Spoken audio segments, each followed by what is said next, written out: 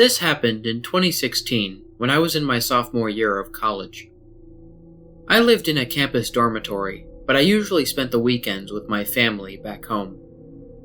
I would go home after my last class on Fridays, which ends at 5 p.m. On average, I get home at 9 p.m., as the ride from my college to my house is around 3 to 4 hours, depending on the heaviness of the traffic. My commute consists of a bus, train/jeepney, and tricycle rides.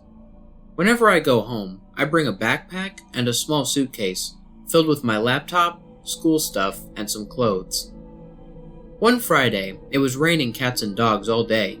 We had the most intense thunderstorm ever, and some areas of the campus were slightly flooded. I hesitated about going home that day because I worried I might get stuck in traffic, and I'll be greeted by swarms of people and/or lots of floods, which will make my commute 10 times harder. I still went, and boy was I dumb, and right. Our bus was stranded for 6.5 hours on the expressway, 4.5 hours more than my usual bus ride. Before we reached the train station, I asked the kind lady beside me on the bus if I could borrow her phone and text my mom to update her about my situation. My phone got stolen weeks before this incident. She let me text my mom, and my mom immediately replied that she doesn't want me to come home alone, and that I should wait for her in the station since I won't probably catch a train ride anymore, as its last trip was at 11 p.m. I met up with my mom at around 11:30. Since the train station was already closed, we would have to take a jeepney instead. Every jeepney that passed us, though, was already full. Mom and I decided to walk further, hoping to find and hail a jeepney. She dragged my suitcase, and I wore my backpack on my chest, holding my golden umbrella with one hand and linking the other to my mom's arm.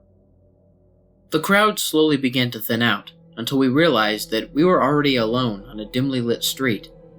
We walked so fast that the groups of commuters in front of us became 50, then 10, then 2, until we couldn't find any more people around. We were no longer surrounded by bright establishments, but by dark and quiet houses. Most of the streetlights were broken, and the only lights that illuminated the street came from the passing cars' headlights. It was around 12 a.m. at this time, and we were still walking almost on the center of the street, since the sidewalk was full of parked motors, tricycles, and pedicabs. I was closer to the few passing cars, and they could easily hit the gold umbrella. My mom said, "Be careful with your umbrella, it could be," when all of a sudden, a topless man pushing a dirty ice cream cart appeared out of nowhere behind us. He stopped walking, stood up beside me, looked me straight in the eyes with his bloodshot eyes, and whispered something angrily and incoherently. All I understood from him was, "You thought I was going to," and "gold umbrella." We supposed that the guy thought that we were referring to him possibly snatching my umbrella. Side note, in the Philippines, it's normal for men to be topless due to our weather, but it's not normal to be topless when it was so cold outside and drizzling. It's also normal for vendors to sell ice cream even when it's raining and cold, but it's not normal, in fact it's crazy, to be pushing an empty ice cream cart at almost 1 in the morning. The only feasible reasons for this are 1, the guy was high as Mount Everest, or 2, the guy stole the ice cream cart in the middle of the night. So back to the story. The guy briskly walked past us, and then he was gone. We thought that that was the end of it, but my heart continued to beat rapidly, and I just knew something was wrong. I asked my mom to give me my suitcase and hold my umbrella this time. I put my backpack on my back and carried the suitcase since dragging it might just slow us down if something should happen. As I looked up, the man was standing about 12 meters away from us, and 2 seconds later, he was running towards us so fast while screaming like a banshee, pushing and intending to hit us with his ice cream cart. Fortunately, there were no cars around, so Mom said to cross the street and ran forward. We figured that he can't easily maneuver or turn the cart around, so we kept running forward. Mom said that we shouldn't show him even a little bit of fear. Don't scream, just keep running. We ran even faster when we heard the sound of the cart's wooden wheels meeting the pavement getting louder and louder as the man runs after us while screaming, laughing, cussing, and mocking us. We never risked to turn around and look at the man. We kept running and running until we found a well-lit gas station and hid behind a parked, huge white van. We peeked through the van's window and saw that the man kept looking for us. He didn't dare to come near the gas station and instead stayed on the dark street. Thank God for an empty jeepney that pulled into the gas station after a while.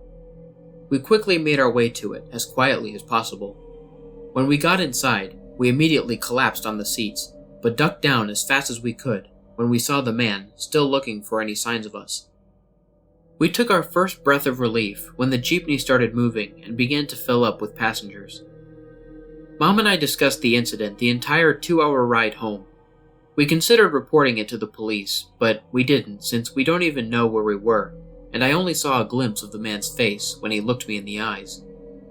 I just know that he has short hair, a thin physique, a dark skin tone, and was wearing only black shorts and slippers, and he was pushing an empty, yellow, dirty ice cream cart.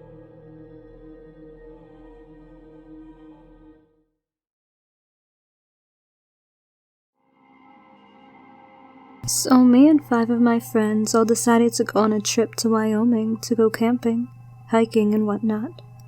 Maybe 5 years back.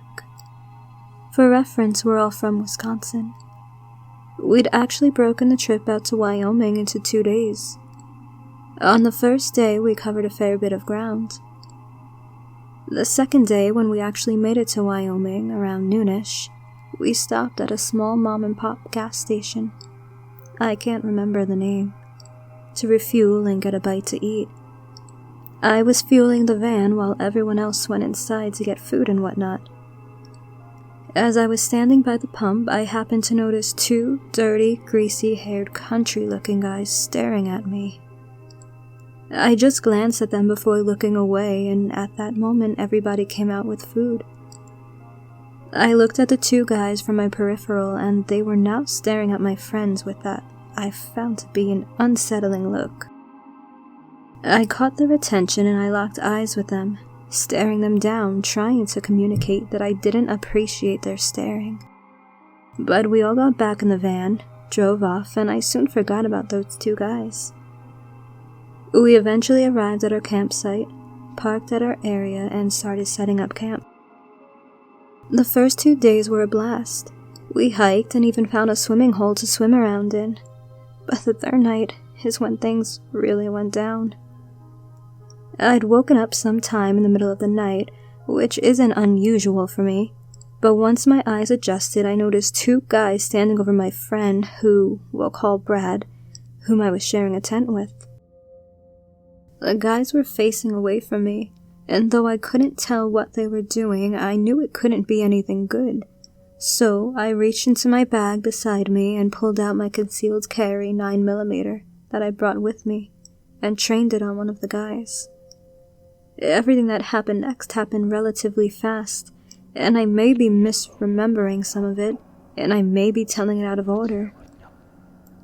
I fired 2 shots, winging him pretty good, and he let out a pained scream. They bolted out of the tent, and I rushed after them, firing 2 more shots in their direction.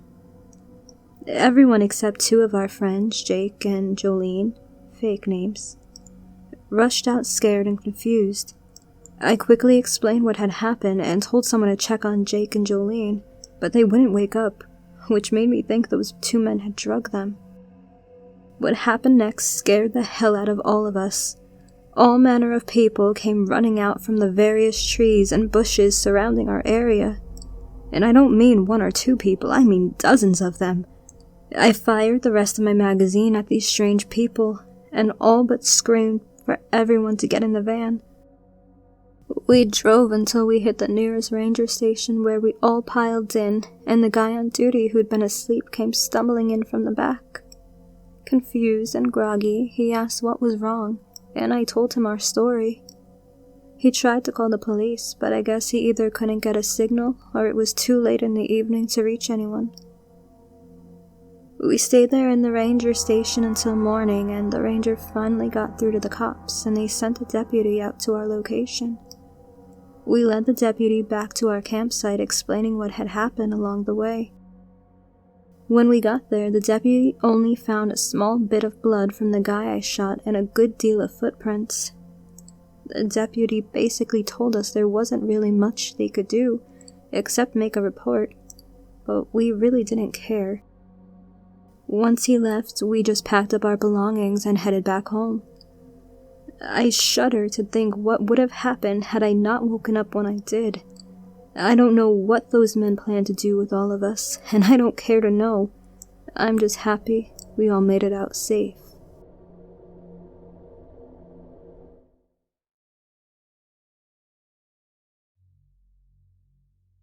So, I'm a female from Minnesota, and this story takes place a few years back when I was 21. During this time, I worked as a cashier at a big corporation just to earn some extra money on the side. Also because I wanted to become more extroverted, as I am very shy and thought being forced to talk to people would help. About 4 months into working there, I was working at around 7 at night up front, as I always did. The crowds were slowing down, and there was this Asian fellow at the back of the line. Not much was out of the ordinary about him, and when it was his turn in line, we had a very pleasant conversation. I even complimented him on his unique dragon tattoo on his forearm.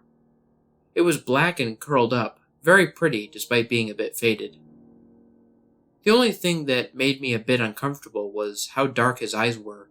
You couldn't even see his pupils, but I put it off to my anxiety messing with my head. Then, this older man walked up and stood behind the guy I was checking out, and they exchanged looks. The man with the tattoo introduced himself as Aaron, then smiled brightly at me before asking a question that startled me. "We're having a barbecue at my house. It's just a mile down the road. You want to come? What time do you get off?" Now, I get called a 13 to 15-year-old by my friends and strangers, even though I'm in my mid-20s. Red flags popped up all over my head, and I tried to think of any excuse I could make to not make them suspicious of me, or have them try to wait around until I get off work, which was in a little under an hour now. I did what I learned from watching B. Busta, Corpse Husband, and all the other horror narrators I listened to daily. With a huge smile on my face, I lied through my teeth. "Oh, that sounds like fun! I don't get off until 10. Would that be too late?" They looked pleased and kept their eyes locked on my face as the older gentleman nodded. Aaron paid for his stuff, and his friend started grabbing the bags and loading them up in the cart. They left with a promise of being back around 10, and I said I couldn't wait to try the food and hang out. Obviously, I told my manager, and I was allowed to call my ride to let them know that I would be escorted outside by security, so meeting me by the door would be the most comfortable idea. To be honest, I did feel like I overreacted. Maybe they were just trying to be nice. However, that thought was disproved in my mind 2 weeks later. I was back behind a cash register on a busier day. I was barely paying attention to who I was ringing up, until I looked up to tell the person their total. Aaron was there, with his eyes locked on me.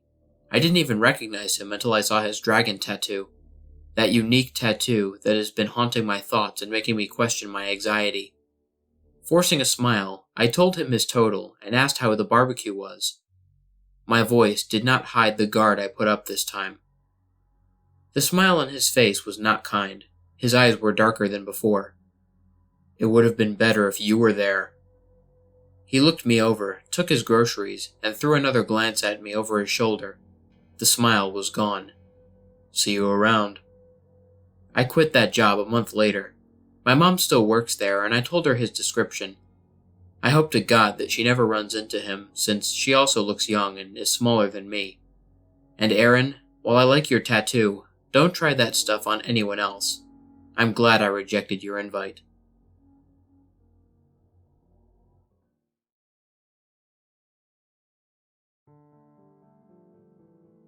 What's up, everybody? This is the Lone Wolf here. Thank you so much for listening to the video. I hope you guys enjoyed the stories. I want to give a big thank you to the Redditors who allowed me to read their stories in this video. There will of course be links to their posts in the description below for anybody who wants to read them. I also want to give a massive thank you to Danie Dreadful for teaming up with me in this video. She makes awesome stuff, and I am very glad that I got to work with her. She's also relatively new to the horror community, so everybody be sure to check out her channel and show her some support. There will be a link to her channel in the description, as well as an icon that will appear on screen at the end of this closing. Anyways, if you're new to my channel, please consider liking, sharing, and subscribing if you liked my narrations. Hit the bell for notifications and join the Lone Wolf Pack. If any of you guys want to send me a message or maybe a personal scary story that you would like to hear on this channel, there will be a link to my email account and my Twitter account in the description. There will also be links in the description to all of the music artists that I used in this video, along with each individual track that I used for those of you interested in the music. And last but certainly not least, if any of you guys have any ideas or tips for me to make my channel even better, please leave me a comment or send me a personal message. Until next time, stay spooky. And remember, the hunt begins when the moon is full. Sweet dreams.